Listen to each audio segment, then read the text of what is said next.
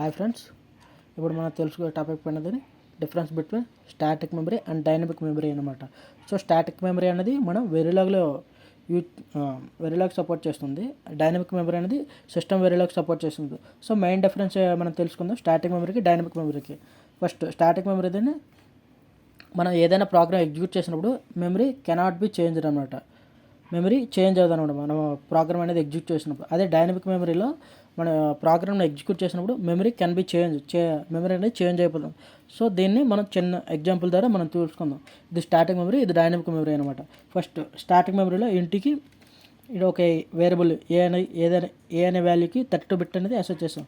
So ఒక memory మన ఏ అనేది 32 బిట్ అనేది అసైన్ చేసామన్నమాట. సో నెక్స్ట్ ఏని 16 ఏ వాల్యూని మళ్ళీ 16తో అప్డేట్ చేసాము. సో ఇక్కడ ఏమవుతుందంటే ఇంతకుముందు ఏముంది, ఏలో 32 ఉంది, నెక్స్ట్ అప్డేట్ చేసినప్పుడు 16 అయింది.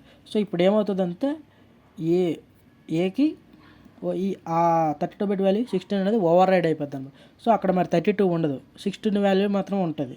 సో ఇక్కడ ఒక మెమరీ ఉంది, ఆ ఒక మెమరీలో ఈ 32 బిట్ వాల్యూ పోయి 16 వచ్చేస్తుంది అనమాట.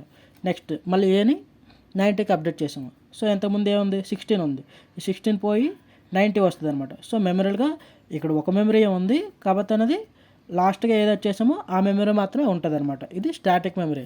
ఇప్పుడు డైనమిక్ మెమరీ చూసుకున్నట్టయితే ఇప్పుడు ఇంటి ఏ ఫస్ట్ ఏకి 32 బిట్ వాల్యూ అసైన్ చేసాం అనమాట. సో ఒక మెమరీలో 32 బిట్ వాల్యూ అయింది. Next A equal to 16